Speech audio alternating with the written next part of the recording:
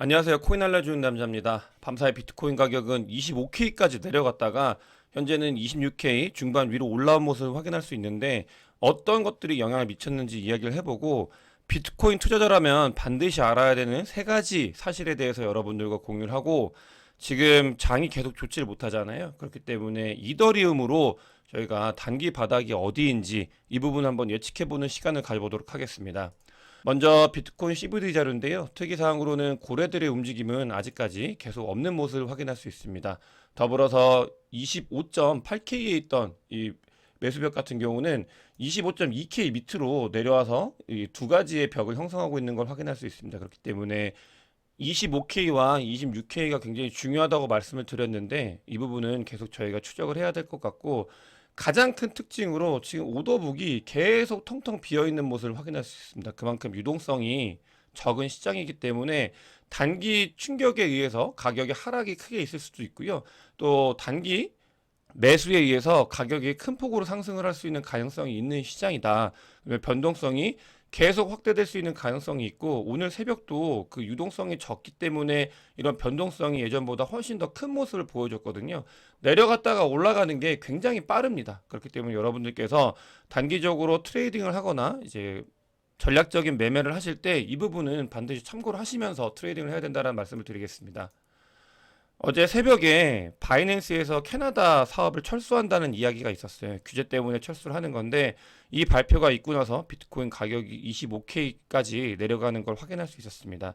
지금 미국과 이제 서구권의 규제로 인해서 비트코인이나 코인 시장에 관련되어 있는 이제 악재들이 계속 쏟아지고 있고 제가 오태민 작가님의 인사이트를 공감하는 편인데 사실 지정학적 리스크나 이런 부분들이 점점점 더 이 코인 시장과 비트코인에 영향을 미쳐가는 그런 모습이라고 좀 생각이 들고요.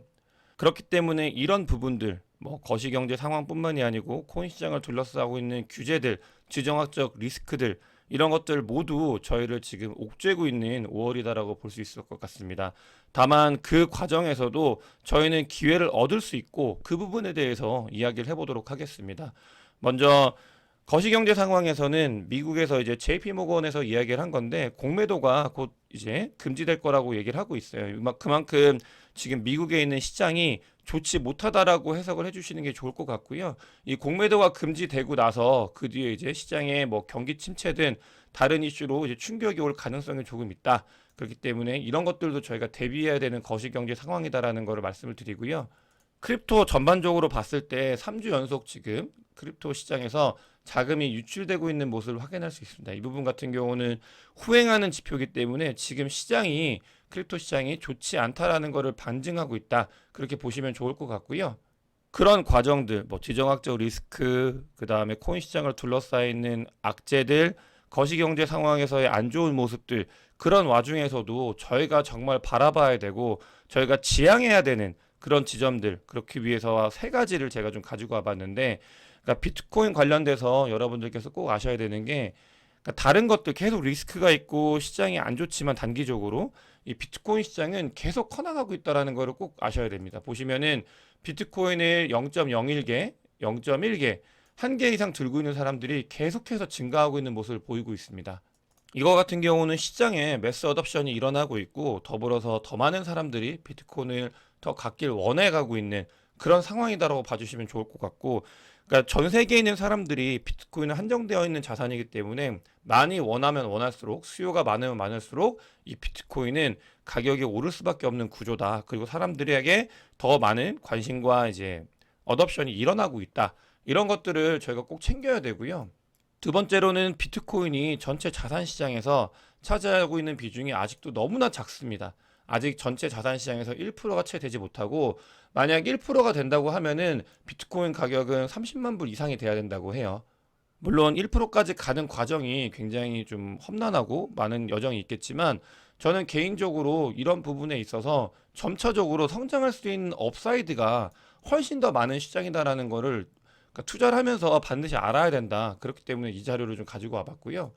마지막으로 비트코인은 지금도 굉장히 좋은 자리다. 물론 2022년도 12월 달만큼 좋은 자리는 아니지만 그 뒤에 가격 상승이 있었잖아요. 2022년도 12월 달을 봤을 때는 지금까지의 이제 가격 하락이 있고 하락장일 때 비중을 봤을 때 굉장히 큰 폭의 하락을 했던 곳이고 네, 좋은 자리였다. 그러면서 지금 5월까지 넘어오게 됐는데 지금도 DCA 하기에 그러니까 분할적으로 모아가기에 좋은 지점이라는 건 변하지 않습니다. 왜냐하면 지금 지점은 여기에 있고 저희가 가야 될 지점은 여기에 있기 때문이죠. 그렇기 때문에 여러분들께서도 이런 세 가지 사실을 보시면서 단기적인 트레이딩에 대해서는 제가 이렇게 뭐 말씀드릴 수 있는 건 없지만 가야 되는 방향에 대해서 그리고 이 시장이 제대로 돌아가고 있는지를 바라봤을 때는 투자하기에 굉장히 좋은 시장이다라는 거를 다시 한번 말씀을 드리고요. 2023년도에 저희가 잘 매집을 해서 2024년도, 5년도에 고래와 함께 분배하는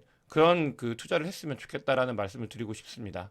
더불어서 홍콩에서는 지금 이제 각 잡고 홍콩에서 이제 문을 열고 있는데 이 같은 경우는 뭐 글로벌 가상자산 기업이 비즈니스하기 가장 좋은 지역이다라고 얘기를 하면서 많은 것들을 하고 있습니다. 은행에서도 지금 지원을 하고 있고요. 리테일에서 어떤 코인을 트레이딩할 수 있게 도와줄지 그러니까 이런 것들이 다 착착착 이루어지고 있고 위안화 같은 경우는 뭐 홍콩이 이제 중국의 어떻게 보면 테스트베드 같은 경우인데 2017년도 중국에서 이 위안화로 거래하는 거를 막기 전까지 굉장히 많은 거래를 이제 위안화 그러니까 중국에서 이루어졌고요.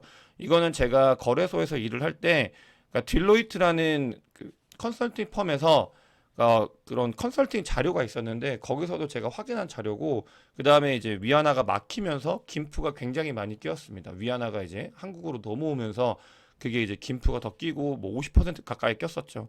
그만큼 자금이 큰 곳이다. 그렇기 때문에 6월 이후에 6월 달 개방하고 당장 바뀌지 않더라도 우호적인 환경, 시장을 가지고 있는 곳이 한 군데가 늘어나고 있다는 거는 코인 시장에 긍정적인 영향을 미칠 거기 때문에 이런 뭐 지정학적 리스크를 봤을 때도 중국이 개방을 하면은 미국에서 이제 뭔가 대응을 해야 되고 또 뭐 규제를 더 할 수도 있겠지만 그런 부분들 저희가 선택할 수 있는 이게 늘어나기 때문에 이런 부분들은 긍정적인 부분으로 작용할 거다라는 걸 다시 한번 말씀을 드리고 싶고 이더리움으로 봤을 때 저희가 단기 저점이 어디인가를 예상을 해보면서 그러니까 저는 이런 지표를 보고 현재가 위치가 어디이고 그걸 대응하는 걸 좋아하는데 지금 이더리움을 보면은 그러니까 거래소에서 이더리움이 굉장히 많이 빠졌던 시점 이런 것들을 보면은 단기적으로 어디가 이제 저점인지를 지금까지 보여줬었는데 마찬가지로 지금 이더리움이 굉장히 많이 빠지고 있습니다. 시장 그 거래소에서. 근데 그럴 때마다 보게 되면은 이제 차트로 봤을 때 그러니까 빠졌을 때 저점이었고 빠졌을 때 저점이었고 빠졌을 때 저점이었고 지금 또 굉장히 많이 빠지고 있는 상태다. 이런 부분들이 제가 매수매도에 대한 추천이나 이런 것들을 가이드하는 건 아니지만 저는 개인적으로 지금 지점을 이런 지표들을 보면서 예상을 하고 거기에 맞춰가지고 대응을 합니다. 이런 부분들을 여러분들께 좀 공유를 드리고 싶었고요. 더불어서 지금 알트코인이 굉장히 많이 안 좋아요. 뭐 알트코인의 도미넌스가 계속 하락을 했죠. 엄청나게 하락을 했고 지금은 이제 비트코인 시즌이라고 할 만큼 알트코인의 도미넌스가 좋지 않은데 저는 지표들을 가지고 투자하는 걸 굉장히 선호하고 그래서 2022년도 12월 달에서도 뭐 16K, 17K일 때 비트코인을 모았고 영상을 통해서 지금은 굉장히 모으기 좋은 시점이다.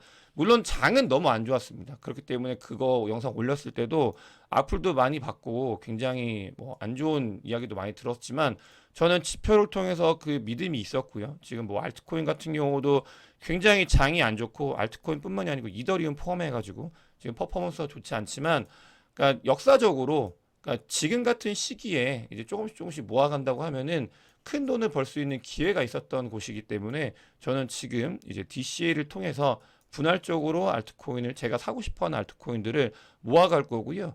제가 일요일 날 라이브가 있는데 멤버십 라이브고 그 라이브 때 어떤 좋은 코인들을 모아가야 되는지 어떤 지점에서 모아가야 되는지 어떻게 모아가야 되는지는 멤버십 분들과 좀 더 디테일하게 이야기해 볼 수 있도록 하겠습니다.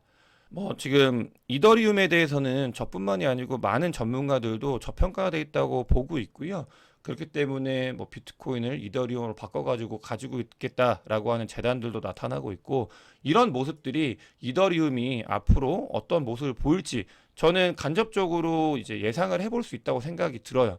그러니까 크립토 씬에 있는 사람들이 이더리움이 굉장히 저평가되어 있다라는 거를 다들 이야기를 하고 있고 실제로 지표가 그런 것들이 찍히고 있고 그렇기 때문에 이런 부분들을 저희가 활용을 해가지고 뭐 단기적이나 전략적으로 이제 거래에 임하는 게 굉장히 좋다. 이런 모습을 다시 한번 말씀을 드리고, 물론 지금 장이 좋지 않기 때문에 무슨 소리 하는 거냐, 그렇게 받아들이실 수도 있습니다. 그건 당연히 이해를 하고요. 하지만 장이 좋지 않을 때 누군가는 기회로 보면서 그런 것들을 전략적으로 활용하고 있다. 이런 부분들을 말씀을 드리고 싶었고요. 또 지금 미국 같은 경우는 그러니까 공화당하고 민주당이 코인을 바라보는 뷰가 굉장히 다릅니다. 이런 부분들, 민주당 같은 경우는 자금 세탁 관련돼서 뭐 테러 단체나 북한이 연관이 있을 거라고 보고 있고, 이거는 공화당도 마찬가지일 텐데, 어쨌든간 공화당은 조금 더 친 암호화폐적으로 이제 접근을 하고 있고, 텍사스주 같은 경우는 이제 공화당의 텃밭인데, 여기서 지금 권리장전에 암호화폐를 추구하는 법안을 통과시켰습니다. 이미 미국은 법의 나라고, 이 주 권리장전에 암호화폐를 어떤 내용이냐면은 어떤 정보도 그러니까 보유를 금지하거나 방해해서는 안 된다는 내용의 이제 크립토 커런시가 들어간 거예요.